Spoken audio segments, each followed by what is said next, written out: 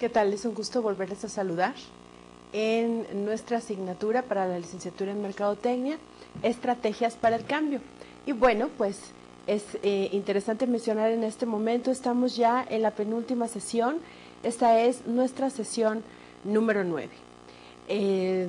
La invitación básicamente en este momento es que ustedes tengan la oportunidad de volver a retomar todo el curso desde nuestra primera sesión y revisar los materiales, ir al corriente con las actividades de aprendizaje que en cada tema se sugiere. También es interesante que desde este momento se empiece a retomar apuntes y se empiece a dar un repaso general, ya que están próximos a presentar su examen final. Y bien, antes de comenzar con nuestro tema número 6, el último tema que nos va a ocupar en este programa de estudios de estrategias para el cambio, quiero comentarles que aprovecho esta oportunidad para transmitir un video del Colegio de Empresarios titulado La pasión enfocada a trascender, elaborado y donde participa directamente el rector del Colegio de Empresarios, el maestro Fernando Jiménez. ¿Por qué el interés de presentarles este material en esta penúltima sesión que vamos a compartir? Bueno, yo coincido mucho con lo que nos comenta el maestro Jiménez en cuanto a la forma, la pasión que la gente tenemos para desarrollar nuestras actividades. Él, en estos 4 o 5 minutos de duración del video, va a mencionar a algunos de las tantos y tantos autores, inventores, escritores que precisamente dejaron que la pasión los llevara y han trascendido en su existencia y en este paso, en el paso que han tenido en nuestro planeta Tierra. Entonces, considero también la importancia de insertar en este momento el video de la pasión enfocada a trascender, porque también requerimos tener pasión, apasionarnos con los cambios que vienen, con los cambios que estamos enfrentando. Si nosotros como seres humanos abandonamos esa cuestión de la pasión, si no estamos conscientes que lo que estamos haciendo realmente nos interesa, nos gusta, nos llena, nos satisface y estamos haciendo algo, estamos iniciando un camino tal vez para otras personas o para nosotros mismos y continuar afrontando nuestros cambios, los cambios que el mismo entorno nos está imponiendo en este constante ir y venir de nuestra civilización. Bueno, pues tal vez las cosas nos lleguen a parecer indiferentes, nos lleguen a parecer frías y sin ningún sentido. Entonces, sí es necesario que nosotros nos apasionemos día a día con lo que hacemos, con lo que en donde estamos involucrados, con nuestro trabajo, con nuestra vida personal, con nuestra familia, que ustedes sientan pasión porque están desarrollándose en una carrera universitaria, que están empezando a hacer una empresa o que son ya empresarios reconocidos y que también necesitan seguir esa pasión. ¿Cuántas veces no nos hemos topado cotidianamente con personas que pierden esa particularidad, esa cuestión de trascender?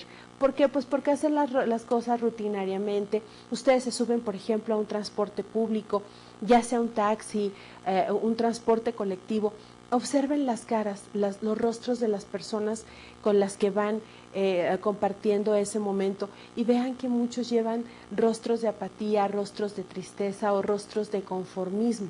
La pasión rompe precisamente con estas cuestiones que en vez de ser transitorias estancan mucho al ser humano y no les permite progresar. Entonces, revisemos antes de comenzar nuestra penúltima sesión, la pasión enfocada a trascender.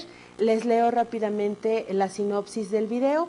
Solo algunos hombres y mujeres a lo largo de la historia han enfocado su pasión con una visión de trascendencia y han dejado huella en este mundo. En esta película observamos el papel que juega la pasión en el ser humano y sus resultados que puede alcanzar cuando se lo propone. Entonces, los invito a que revisemos rápidamente este material de aproximadamente 4 minutos, en donde podrán ustedes tener la oportunidad de que comparta nuestro rector Jiménez este sencillo tema, pero que es digno de seguir y de seguir investigando por ustedes. Veamos entonces nuestro video, La pasión enfocada a trascender.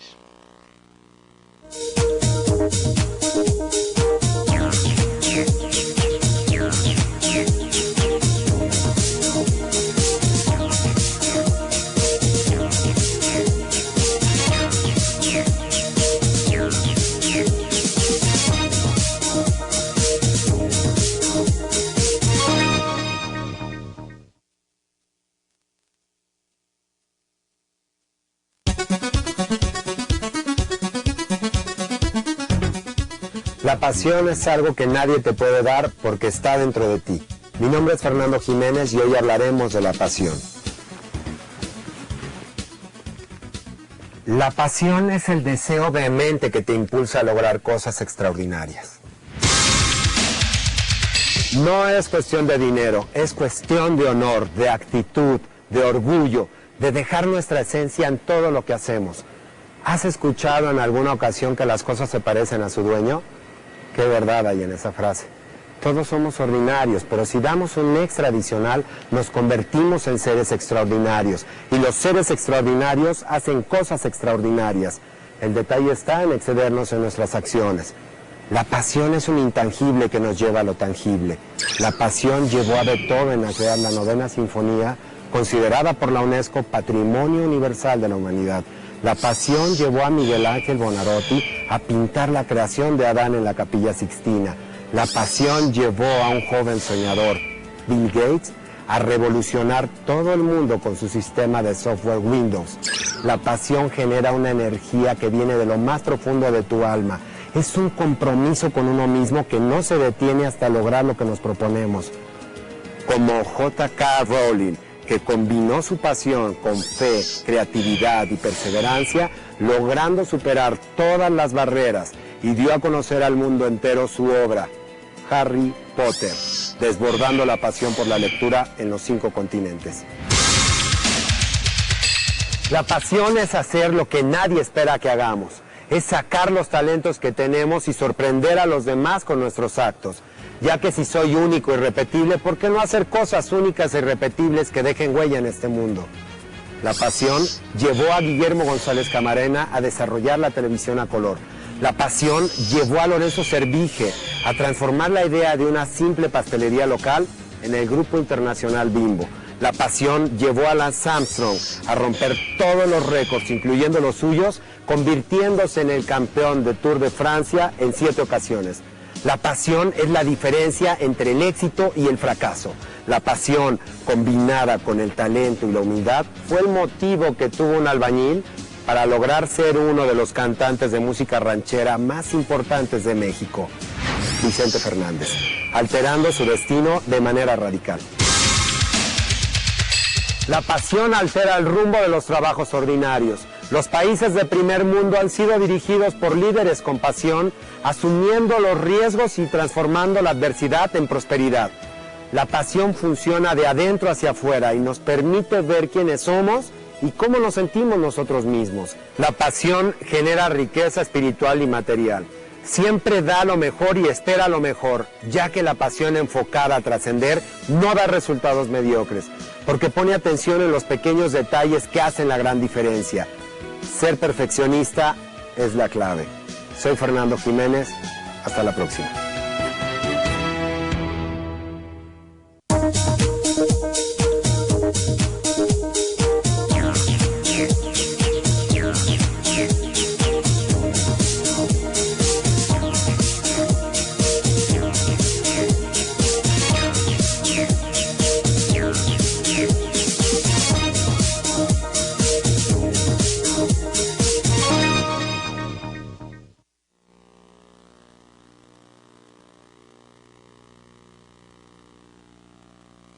Bien, espero que les haya gustado y que hayan tomado nota de algunos puntos muy importantes que el rector Jiménez nos menciona en este breve espacio titulado La pasión enfocada a trascender.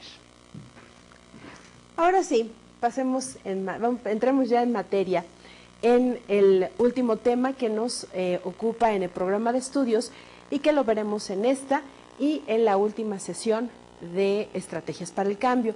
Los objetivos que estamos persiguiendo tanto particular como específicos, vienen de la siguiente forma. Primero, como objetivo particular se analizarán algunas bases para que ustedes tengan la oportunidad de diseñar estrategias que permitan afrontar y superar los cambios dentro de las organizaciones. Y como objetivo específico, bueno, pues los estamos invitando a que juntos estudiemos el modelo de Kurt Lewis para afrontar cambios dentro de las organizaciones. Esto no nos limita a que Kurt Lewis, como un autor reconocido en esta materia, solamente nos encierre a cuestiones organizacionales. Podríamos hacer tal vez alguna adaptación personal y podríamos trabajarlo también de manera individual. Esa es la invitación que yo les hago y bueno, vamos a conocer qué es lo que nos propone el autor Lewis en cuanto a algunos modelos de estrategias para afrontar los cambios.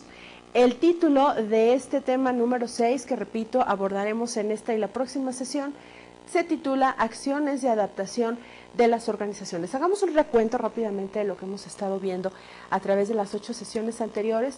Y bueno, hemos hablado básicamente qué es el cambio, cómo se están dando el cambio en las organizaciones, este cambio planeado, qué oportunidades está ofreciendo dentro de las empresas para que entonces se puedan afrontar precisamente estos cambios que se dan dentro y también fuera de las organizaciones. Hablamos también de un tema no menos interesante que se llama resistencia al cambio.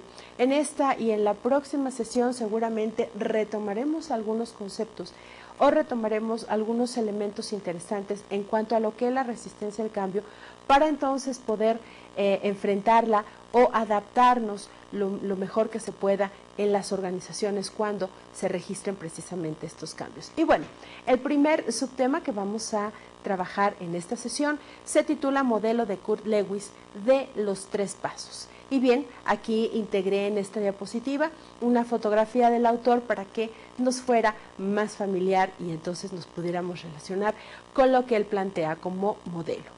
En sus estudios, precisamente Kurt Lewis observó que, dice la diapositiva, para lograr cambios de manera efectiva, los individuos se enfrentan a 2 grandes obstáculos. Uno de ellos dice que no están dispuestos o que al menos no pueden modificar conductas que están muy arraigadas y desde mucho tiempo atrás. Por ejemplo, hagan ahora un sencillo ejercicio, un breve ejercicio, y piensen en la posibilidad de hacer un cambio en sus horarios de comida. Vamos a pensar que sus horarios de comida están determinados dentro de la organización en un término de la 1 a las 2 de la tarde. Ustedes tienen 1 hora para tomar sus alimentos, pero resulta que el comedor está muy saturado, el comedor industrial de la empresa donde ustedes laboran, y entonces tienen que ampliar los horarios para distribuir mejor a los empleados, y resulta que les están dando ya un horario más preciso en donde van a entrar a la 1:20 y tienen que salir a las 2:10 de la tarde. Esto estamos hablando de 50 minutos para tomar alimentos. ¿Cómo van ustedes a afrontar este cambio? De veras, puede sonar trivial el ejemplo que les estoy manejando, pero créanme que la realidad es algo que afecta mucho al organismo y que afecta mucho los hábitos y las costumbres de las personas. ¿Por qué? Porque me voy con mi compañero amigo, me voy con mi compañera amiga, o tengo un círculo de amistades ya muy bien trabajado, muy bien determinado en la organización y juntos nos vamos a comer. Y si esos horarios nos los están seccionando por departamentos o áreas, pues resulta que ese vínculo de amistad o en ese momento que con mis amistades voy a tomar mis alimentos dentro de la organización se va a romper. Créanme que la gente en esas realidades lo que hace es hacerlo los primeros días, entre que sí, entre que no, a regañadientes, como que no me gustó, como que le digo al jefe que me dé oportunidad de ir más tarde o más temprano, pero de alguna forma la gente va. Sin embargo, si no se afrenta o no se confronta definitivamente este cambio de horario y se hace consciente al personal de las razones por las cuales se está haciendo, tal vez en la primera semana se haga, pero en la segunda o la tercera el ambiente se vuelve a relajar y entonces la gente sigue haciendo sus grupos para ir a comer o siguen tomando los mismos horarios que tomaban con anterioridad para ir a la hora de la comida. Entonces imagínense, el primer obstáculo más importante que nos comenta el autor Lewis es ese: la gente está arraigada. está arraigada en comportamientos y es muy difícil que los modifique cuando sobreviene un cambio.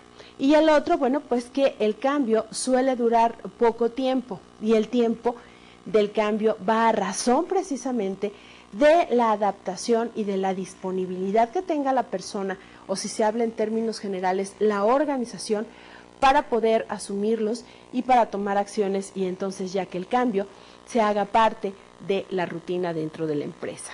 Dice, la diapositiva, tras un breve periodo de intentar hacer las cosas de forma diferente, los individuos a menudo vuelven a sus patrones tradicionales de conducta. Entonces, si no les acomodó, porque tal vez el amigo o la amiga con la que iba yo a comer ya no vamos a compartir el mismo horario, o tal vez por cuestiones o razones fisiológicas no estoy muy dispuesto a comer tan temprano, o tal vez a recorrer mi horario de comida tan tarde, bueno, pues lo más seguro es que al final regresen a su antiguo patrón o su patrón tradicional de conducta. Esa es la primera observación que nos hace el autor Kurt Lewis en cuanto a lo que es la asunción o el asumir los cambios que tenemos enfrente. Para superar, sin embargo, nos dice el autor, para superar estos obstáculos y lograr cambios efectivos, el autor Lewis propuso un modelo secuencial de 3 pasos. Incluso si ustedes hacen una breve remembranza, estos 3 pasos ya los abordamos en alguna sesión anterior. ¿Cuáles son esos 3 pasos o fases? Llamados descongelamiento, cambio y recongelamiento. Vamos a hacer un recordatorio y vamos a recordar rápidamente en qué consiste en cada uno de esos 3 pasos. Cuando hablamos del descongelamiento, recordemos que aquí es necesario, dice la diapositiva, desarraigarse de los comportamientos o prácticas que quieran modificarse. Su objetivo es lograr que para los individuos, los grupos y las organizaciones resulten muy evidente la necesidad del cambio para que puedan comprender y aceptar que el cambio debe ocurrir y de que es posible hacerlo, ¿sí? Hay veces o hay ocasiones que la gente dice, es que no va a ser posible, es que no, y no es porque haya algún impedimento realmente que me induzca a decir no, es que el mismo arraigo y la misma tradición me repite constantemente que eso no es lógico. Mi mente no está aceptando esos cambios tan bruscos en cuanto a lo que me están proponiendo. Y bueno, recordemos que hay tres objetivos principales que deben garantizarse en esta etapa. ¿Qué es lo que tiene que hacer la organización? ¿Qué es lo que tiene que hacer el jefe inmediato con su equipo para poder desarrollar o adaptar estos cambios de horario y estos movimientos en el supuesto que estamos manejando en cuanto a cambios en horarios de comida? Lo primero que se debe hacer es lograr que la gente se sienta insatisfecha con el estado actual. De alguna forma, el superior, el inmediato superior, o como lo conocemos coloquialmente el jefe, debe ser lo suficientemente audaz o lo suficientemente hábil, o tal vez el área de recursos humanos, que es quien está encargada de la administración de los comedores industriales, comúnmente se hace de esta forma, que los logre convencer de que así como se está trabajando a la hora que tú quieras bajar o con ese desorden en cuanto a horarios de comida, ellos mismos están sufriendo las consecuencias. ¿Por qué? Porque no están teniendo un servicio eficiente, porque la comida está llegando tal vez fría o no en las condiciones en las que se puede ingerir.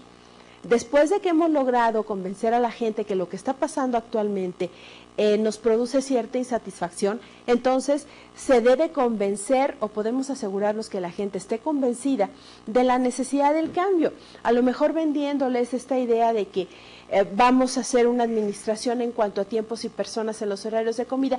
Eso te va a permitir evitar hacer cola o evitar hacer una fila antes de entrar al comedor, o la fila en cuanto a que tú recibas tus alimentos en tu charola, bueno, pues va a ser muchísimo más ágil, o los espacios en donde se está ubicando las mesas para comer, bueno, pues habrá más disponibilidad en cuanto a lo que es la circulación o la rotación de personas por los horarios preestablecidos de comida. Y el tercer objetivo dice, bueno, pues que se sientan dispuestos y motivados para enfrentar el cambio. Yo creo que vendiéndoles bien esa idea de que no se va a perder tiempo, que la comida no se va a enfriar o que vamos a tener cualquier otro beneficio tangible en cuanto a estos cambios de horario, pues la gente lo tiene que asumir de una manera totalmente distinta. Esto es lo que nos habla en la etapa del descongelamiento, el primer paso del modelo de Lewis. Ahora viene el siguiente paso que se llama cambio. La diapositiva nos comenta que la formación y el entrenamiento de la gente es uno de los elementos más importantes o trascendentes que se deben manejar en la organización para precisamente producir ese cambio. Una persona entrenada o un equipo de trabajo bien formado y entrenado es lo que nos puede dar o nos puede garantizar que los cambios se van a asumir tal y como están llegando. También el establecimiento de nuevos procedimientos de trabajo y de relaciones es una buena oportunidad para asumir cambios. La determinación de visión, objetivos, estrategias y planes de acción que deberán desarrollarse. Si no hay algo que nos ayude o que nos esté llevando de una manera formal a esos cambios, tales como un plan, como un objetivo y como una estrategia, pues seguramente la gente no lo verá de una manera formal. Puede pensar que son asuntos o aspectos totalmente informales y que el cambio no está asumiéndose con la rectitud o con la formalidad o seriedad que debiera ser, pero si ya anteponemos un plan con todos sus elementos, pues entonces la gente se va a sentir muchísimo más comprometida en este proceso. La identificación y designación de agentes de cambio, acuérdense que ya vimos quién es y qué hace un agente de cambio. También a lo mejor formación de grupos especiales y tal vez otras formas de trabajo que nos permitan llegar a todos los niveles de organización. Bueno, pues también son elementos muy interesantes y dignos de comentar para nosotros poder entender y situarnos precisamente en ese modelo de cambio, en donde nosotros estemos entendiendo quiénes son las personas que van a fungir como líderes, a qué grupos muy particulares me voy a integrar, ya sea por cuestión de la formalidad en cuanto a planes, objetivos y estrategias, o a dónde me conviene más si la situación tal vez fuera un poquito más informal. Perdón, no sé si se acuerden que en alguna otra sesión yo les comentaba de la experiencia que viví en cuanto a un sistema de calidad total y a la formación de equipos o de círculos de calidad, como se menciona o como se les conoce a estos grupos reducidos de personas dentro del sistema de calidad total. Bueno, pues precisamente la idea o la intención en el proceso de cambio, en el proceso de esa formación y entrenamiento que a la gente se le dio, es que ellos voluntariamente formaran estos grupos especiales, estos círculos de calidad y juntos empezaran a solucionar problemas comunes y sencillos. Recuerdo dos particularmente, uno del área operativa y otro del área administrativa a nivel empleados y a nivel personal sindicalizado.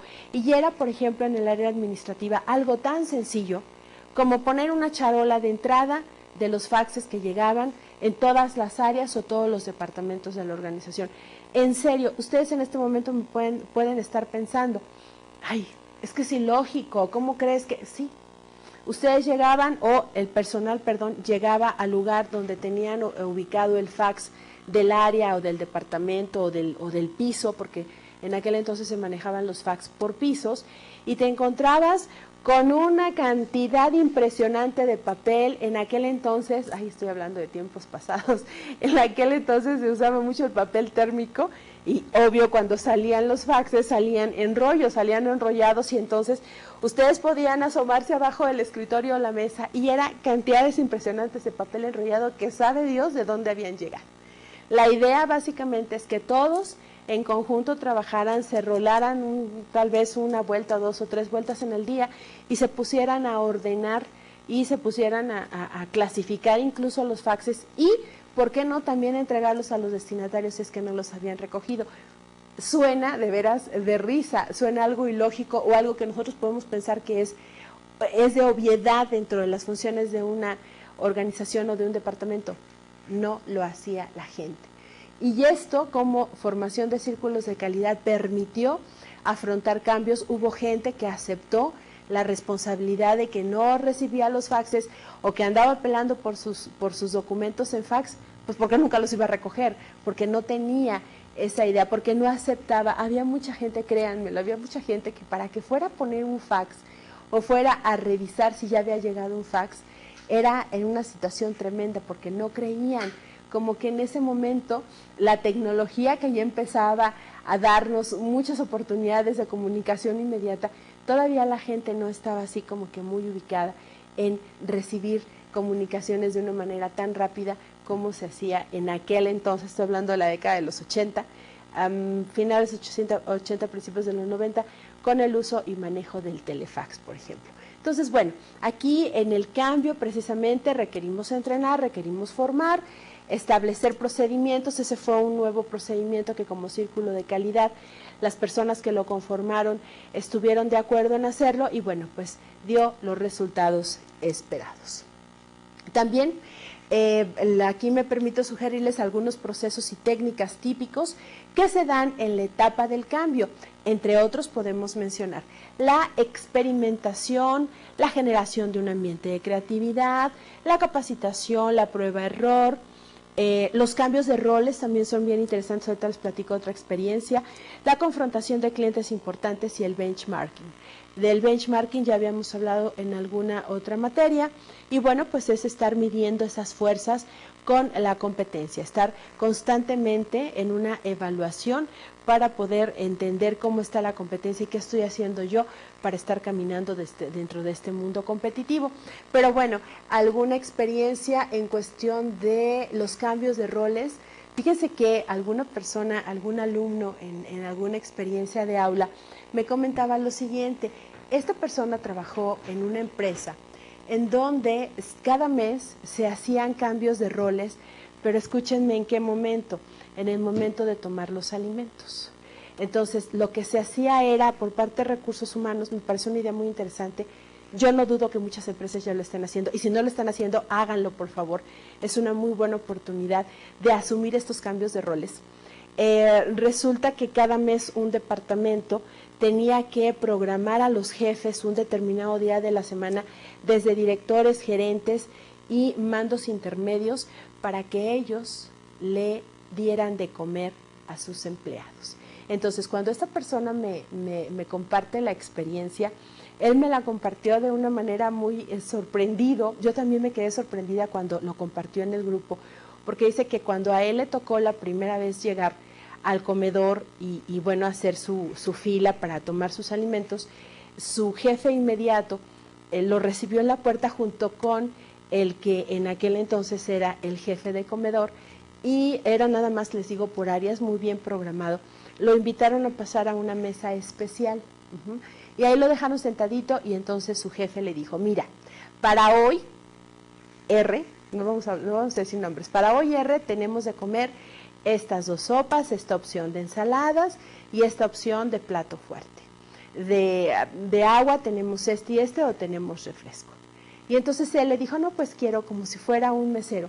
Él le pidió la preferencia de lo que habían ofrecido en el menú y se quedó sentado esperando. El jefe fue, tomó su charola, se formó, y ¿quién creen que andaba detrás de la barra sirviendo la comida? El director de área. El director de área le pusieron su uniforme, le pusieron su gafete de que era parte de la planta productora ahí del comedor industrial, y entonces él estaba sirviéndole la comida a todos, no nada más a mi exalumno, sino a todo el resto del personal que en ese día iba a ir a tomar sus alimentos al comedor. Entonces, bueno, el jefe le pide a su director: fíjese que R me está pidiendo esto y esto y esto y esto. Lo sirven en la charola, llegó el jefe, le puso la charola, le llevó su agua y se sentó con él a compartir la comida. Dice que él no comió porque él tenía que atender a más compañeros de su departamento, pero nos comentaba en el grupo: es que terminé de comer y yo no sabía lo que estaba pasando. Yo, como que el cambio, así como que, a ver, o sea, explíquenme de qué se trata esto. Era su primera experiencia en un cambio de roles a ese nivel, y entonces ya le comentaron que era un programa que se había manejado, se había estado desarrollando por parte de recursos humanos y que había dado muy buenos resultados en cuanto a estos cambios de roles. Entonces, ahí la oportunidad de sentirse apoyado, o de sentirse de alguna manera atendido por el jefe, pues créanme que en manera emotiva, de manera personal, se pueden romper muchas barreras de comunicación, se pueden romper muchas cuestiones que pueden estar obstruyendo la relación jefe-colaborador. Y estaba dando había dado como resultados muy positivos, excelentes resultados dentro de la organización. esta cuestión de cambio de roles. Y estábamos hablando, tal vez era una empresa muy grande, de que a lo mejor un director le tocaba una o tal vez 2 veces al año estar del otro lado sirviendo, y a ellos no les importaba, porque yo le pregunté, bueno, ¿y tú cómo viste a tu director cuando estaba? No, el hombre feliz de la vida, compartiendo con todos y platicando con todos y con el personal del comedor, bromeando. No era el hombre más feliz del mundo. Yo creo que ese cambio de roles también en procesos de cambio son bien interesantes porque nos permiten asumir qué es lo que está pasando del otro lado, qué es lo que está sintiendo la gente cuando asume o cuando se tiene que enfrentar a un cambio y no tiene tal vez la capacidad de asumirlo. Entonces, bueno, ese podría ser alguna técnica muy interesante que pudiese ser útil para poder pasar esta etapa de cambio del modelo de los 3 pasos de Kurt Lewis. Y luego viene el recongelamiento. Hablamos en una primera instancia del descongelamiento y hablamos del cambio, y ahora vamos a hablar del recongelamiento. El recongelamiento, dice la diapositiva, como observó en su momento nuestro autor Lewis en sus investigaciones, pues la gente tiende a reproducir el comportamiento anterior después de algún tiempo. Se produce cuando las personas operan el cambio por medio de la experiencia, es decir, la repetición del comportamiento que se convierte definitivamente en nuevos hábitos. Yo no dudo, y ya no tuve oportunidad de volver a compartir alguna experiencia con el exalumno que les acabo de comentar, pero seguramente el programa debió haber continuado en aquella gran empresa. Es una empresa, les repito, muy grande, de mucho prestigio, y seguramente esta repetición del comportamiento pudo haber traído muchos más resultados interesantes. Los subprocesos, dice nuestra diapositiva, los subprocesos implicados en esto exigen un ambiente apropiado y favorable. Por ejemplo, la aprobación de los directivos principales, y suelen ir acompañados de la elevación de la autoestima, que créanme que esto sí funciona mucho en este cambio de roles que les acabo de mencionar, de las personas que experimentan el cambio, como la sensación de plenitud derivada de ¿qué? Pues del cumplimiento de una tarea. Y ahí entonces les traje 2 diapositivas que creo vienen a reforzar esta cuestión del recongelamiento. Ya asumimos el cambio, ya lo afrontamos, ya estuvimos inmersos en el cambio. Bueno, pues ahora vamos a lograr que la gente pueda elevar o pueda sentirse mejor. Qué mejor que ser tal vez alguien que nos estamos viendo en un espejo y nos vemos muchísimo más grandes, muchísimo más fuertes, muchísimo más importantes que lo que estamos siendo, y no por cuestiones de imitación, sino por cuestiones de convencimiento. Esta cuestión de la autoestima, que a lo mejor está más que bien reflejado en esta fotografía del gatito viéndose frente a un espejo, y realmente no es un gatito, no es ningún felino, es todo un león y se le considera un ser importante dentro de su entorno. Y bueno, pues el cumplimiento de tareas es lo que realmente nos está diciendo si ese comportamiento ya se ha convertido en un hábito y que evidentemente me está ayudando a trabajar mejor, a hacer mejor mis funciones, los procedimientos o los procesos de trabajo los estoy llevando de una manera muchísimo más justa y amable de lo que estábamos haciendo antes, precisamente, de afrontar cambios. Luego continuamos. Un aspecto importante, dice nuestra diapositiva, en este proceso es la adaptación de los criterios de evaluación de desempeño y la entrega de recompensas en correspondencia con los nuevos patrones. Hay sistemas de administración de recursos humanos que contemplan precisamente esta evaluación de desempeño. Hay otras muchas técnicas, muchas formas de administrar los recursos humanos, la administración por objetivos, por ejemplo, que evidentemente lleva un vínculo fuerte con lo que es la evaluación de desempeño, y para muchos, bueno, pues un cambio puede significar la estructuración o la determinación de un objetivo, su consecución y posteriormente evaluarlo. Realmente cumpliste, pero que este objetivo tenga que ver precisamente con el cambio que se debe afrontar. Otro factor, nos comenta el autor, bueno, pues es el papel del ejemplo. Aquí los jefes tienen que constituir los modelos principales de los nuevos comportamientos. Y vemos, por ejemplo, personas trabajando, personas conversando, y aquí es donde los jefes deben dar el ejemplo. Si se trata de un cambio de horario, bueno, pues el primero en asumirlo debe ser el inmediato superior, ¿están de acuerdo?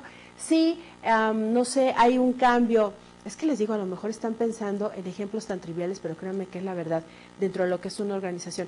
Están contemplando el cambio de lugares o de cajones para estacionamiento en una empresa y resulta que debes llegar muy temprano porque si no, no alcanzas a entrar, o a lo mejor te dejan hasta el último cajón de ese gran estacionamiento en donde tú debes tener o tienes acceso en tu automóvil.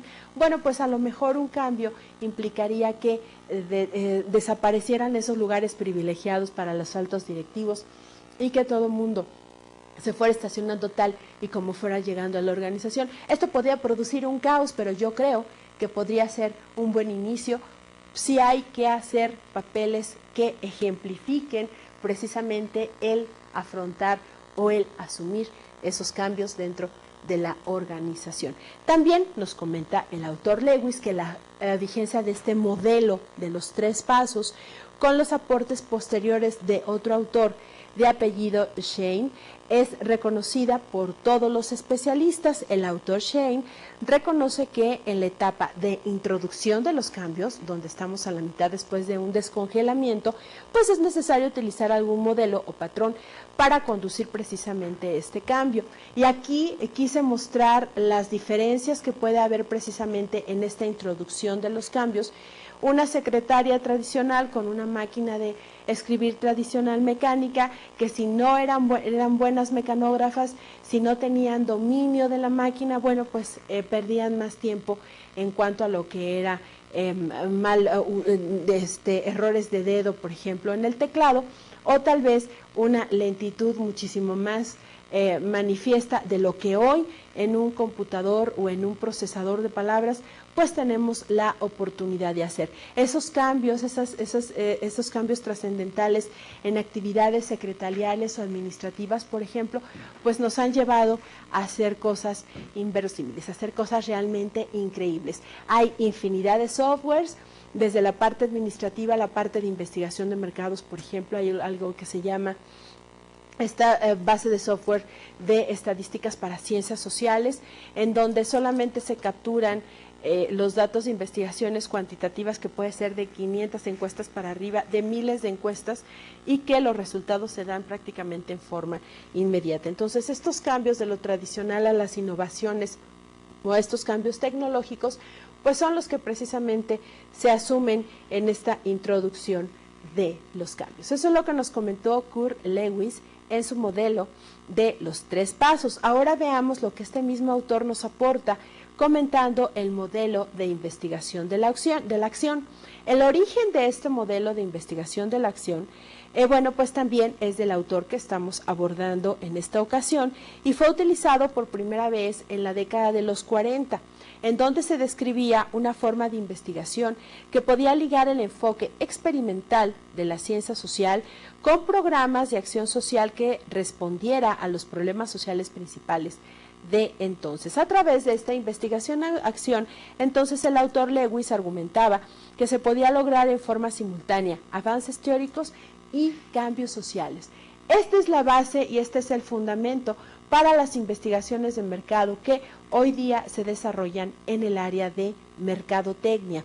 ¿Por qué? Porque ustedes pueden estar abordando y deben abordar un objetivo mercadológico dentro de una investigación de mercados, pero toda la información que puedan aportar a través de esa investigación de mercados o esos estudios de mercados nos pueden dar cosas de veras increíbles o datos que se pueden utilizar para poder desarrollar otras investigaciones de mercado. Ahorita haciendo una breve remembranza, en alguna ocasión que me tocó la oportunidad de impartir comportamiento del consumidor, que es una de las materias más apasionantes del área de mercadotecnia. Espero que cuando ustedes tengan oportunidad de ver comportamiento del consumidor no se queden con solamente lo que ofrece la asignatura, sino busquen más información al respecto. Un par de alumnas de la carrera en donde yo imparto mercadotecnia, se les ocurrió hacer un estudio de mercado sobre el consumo de cigarros entre jóvenes. Eran muy precisas en cuanto al mercado meta. ¿Por qué? Porque sabemos que por leyes impuestas a partir del año 2000 en México está prohibida la publicidad masiva de marcas de cigarros. Entonces ellas se preguntaron en un momento dado, bueno, ¿cómo los chavos siguen fumando, los jóvenes de hoy siguen fumando, si ya no están llevados por la publicidad? Y se llevaron sorpresas muy interesantes dentro de lo que fue su proceso de investigación, e incluso se pudieron dar cuenta por qué surge el hábito del tabaco, o dentro del grupo muy pequeño pero significativo que ellas tomaron para la investigación del mercado, y qué es lo que está produciendo o cuáles son las consecuencias del daño en cuestiones de este hábito de fumar o del consumo excesivo de tabaco. Pues resulta que nosotros pensábamos que aquella marca de aquel vaquero, no sé si se acuerdan de la marca del vaquero, iba a ser las que prefieren los jóvenes. Pues no, me acuerdo muy bien, y ese fue un dato que sí se me quedó muy claro, que sus encuestados dijeron, o que la preferencia, más del 50% de los encuestados prefieren la marca del camello, de aquel camellito que tiene en el mercado desde fines del siglo XIX, por ahí de los 1890 y cacho, surge o sale al mercado esta marca que tiene el logotipo de un camello. Bueno, pues fíjense que es la marca que los jóvenes prefieren. La marca de aquel vaquero está más posicionada, o la fuman más mujeres de mediana edad. Y las personas mayores de 50 años, porque tuvieron que abrirse, es lo que les digo, cuando ustedes tienen una base de investigación y un objetivo mercadológico, normalmente ya dentro de lo que es el proceso, dentro de lo que es la acción, se vienen o empiezan a filtrarse otro tipo de datos que no, si bien no pueden ser malos, nos pueden aportar fundamentos para hacer otras investigaciones. Por ahí se le colaron algunas personas en algún momento que quisieron participar en su encuesta, ya se fueron a plazas comerciales, se fueron afuera de centros comerciales, de tiendas de autoservicio, a empezar a encuestar a las personas, y ellos, me acuerdo que dijeron que los hombres, preferentemente mayores de 50 años, prefieren, y toda su vida como fumadores, preferían la marca esta de un personaje, de un caballero europeo de por allá de los años 1500 o 1600 más o menos. Es una marca también muy reconocida, y también de cigarros sin filtro. La gente que realmente aprecia el tabaco como tal y que su sabor le es importante, prefiere, por ejemplo, algunos cigarros también que de muchos años en el mercado, que son sin filtro. Entonces imagínense la cantidad de información desde el punto de vista acción social, como programa de acción social, que ellas pudieron recabar en esa sencilla encuesta, y que pueden ser la base para desarrollar otros muchos estudios de mercado. El concepto tradicional, continúa nuestra diapositiva comentándonos, de investigación, acción, proviene precisamente de este modelo de Kurt Lewis sobre las 3 etapas del cambio que acabamos de ver hace un momento, que es descongelamiento, el movimiento o la acción o el cambio, y el recongelamiento. Este proceso consiste en esto: primero, en detectar una insatisfacción con el actual estado de las cosas. No estoy a gusto, no estoy feliz, me está produciendo algún problema o alguna situación que puede salir de control. Se debe identificar un área o el área problemática. También el problema específico a ser resuelto mediante la acción, la formulación de varias hipótesis, la selección de una de ellas, la ejecución de la acción para comprobar la hipótesis, evaluación de los efectos, y entonces sí las generalizaciones que me van a permitir abordar o afrontar este cambio. Yo quise hacer algo muy gráfico en cuanto a las fotografías de esta diapositiva, en donde vemos a alguien triste o deprimido y posteriormente lo vemos feliz y sonriente. Estamos ante una situación de insatisfacción con el actual estado de las cosas, y llegaremos a las generalizaciones o a la implantación y a la aceptación precisamente de ese cambio. Las fases del método son flexibles, ya que permiten abordar, dice la diapositiva, los hechos sociales como dinámicos y como cambiantes, por lo tanto están sujetos a los cambios que el mismo proceso genera. Las características de la investigación-acción, muy importante en esta sesión, son las siguientes. Primero, hay que analizar las acciones humanas y las situaciones sociales, las que pueden ser inaceptables en algunos aspectos, ubicarlas como problemáticas. susceptibles de un cambio donde puede haber una contingencia o que son contingentes y que requieren respuestas, esto es, que se pueden ser prescriptivos. Su propósito es descriptivo, exploratorio. Estas investigaciones deben tener un propósito tanto descriptivo, exploratorio, porque busca profundizar en la comprensión del problema sin posturas ni definiciones previas, o sea, desarrollar un buen diagnóstico. Luego de esto, bueno, pues hay que suspender momentáneamente los propósitos teóricos del cambio mientras el diagnóstico no esté concluido. En un momento que ya tengamos el diagnóstico, entonces podemos abordar propósitos teóricos. Luego, la explicación de lo que sucede implica elaborar un guión sobre la situación y sus actores, relacionándolos con su contexto. Ese guión normalmente es una narración y no es una teoría. Por ello, es que los elementos del contexto iluminen a esos actores y a la situación antes de determinarlos por leyes causales. En consecuencia, esta explicación es más bien una comprensión de lo que estamos viviendo en esta realidad.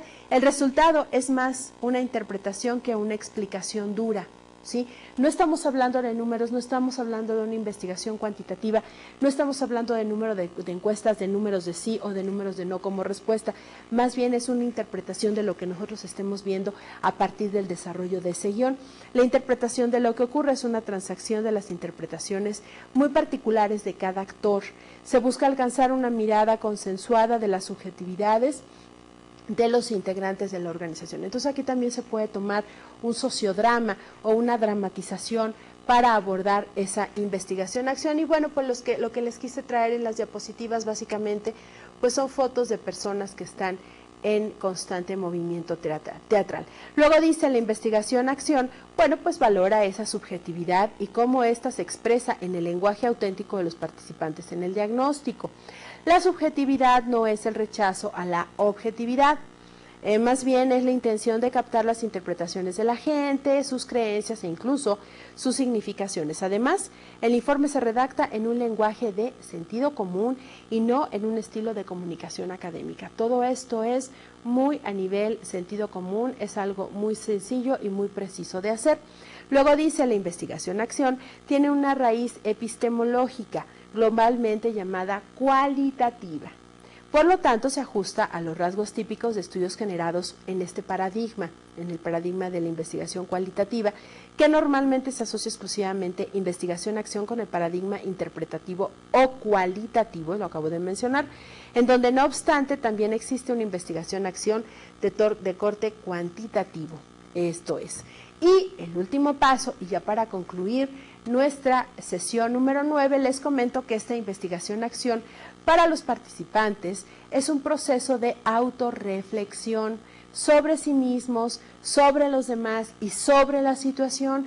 De aquí se infiere que habría que facilitar un diálogo sin condiciones restrictivas ni punitivas. Fíjense bien, ahorita me estoy acordando también de otra de mis experiencias dentro de mis trabajos.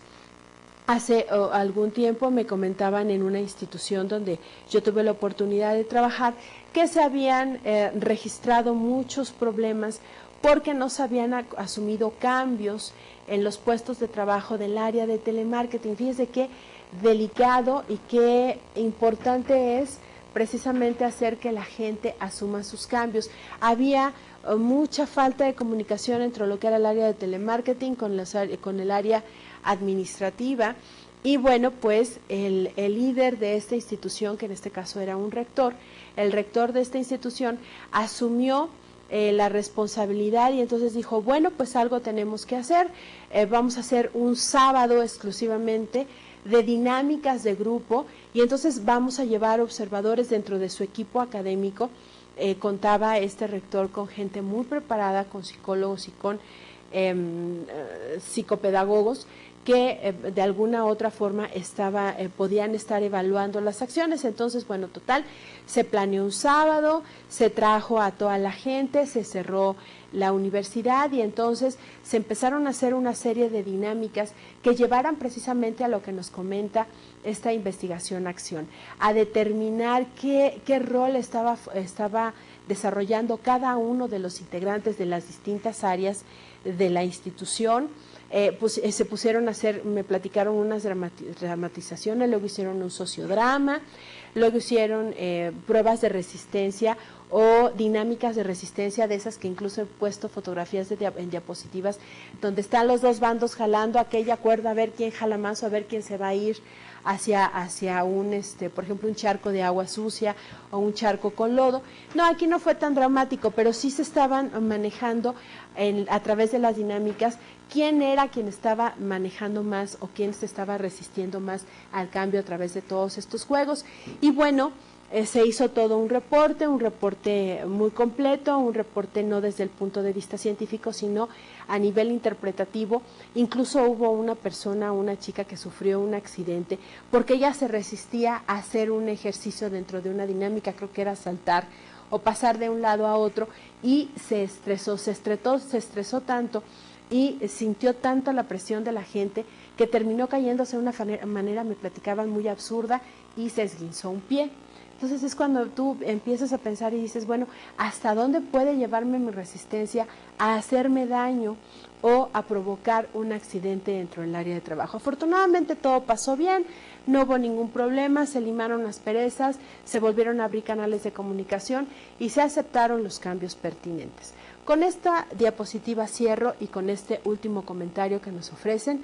Dice, el proceso de investigación-acción constituye un proceso continuo, o sea, es una espiral donde estamos nosotros inmersos en esta investigación-acción, y por eso lo quise manejar de manera muy lógica, una fotografía así muy vistosa en cuanto a lo que es una espiral. ¿Por qué? Porque aquí se van dando los momentos de problematización, del diagnóstico, del diseño de una propuesta de cambio, de la aplicación de esta propuesta de cambio y de la evaluación de la misma, para luego reiniciar un nuevo circuito partiendo de una nueva problematización.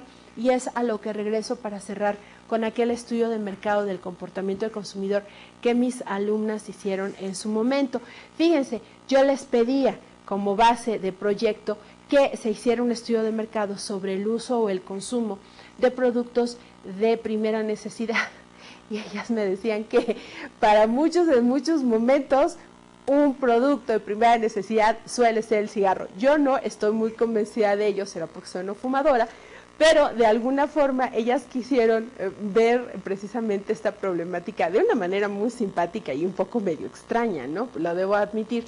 Pero bueno, aquí la situación era dejarlas que hicieran la creatividad y bla, bla, bla, y les dio oportunidad de que hicieran su estudio de mercado. Les digo, al final en esta parte de la evaluación se pudieron clasificar algunos elementos clave, escúchenme bien, clave, que pueden ser base para lo que nos comenta en la última frase o el último, párrafo de nuestra diapositiva. Va a servir para entonces ubicar una nueva problematización. Ahí comentábamos que a lo mejor podían hacer un estudio de mercado más dirigido a mujeres maduras de mediana edad, para hacer conciencia dentro de mujeres en edad reproductiva el riesgo tan grande que se corre el fumar durante el embarazo o estar involucrada en ambientes de fumadores cuando se está una mujer embarazada. No sé, salieron infinidad de problemáticas que se pueden problematizar.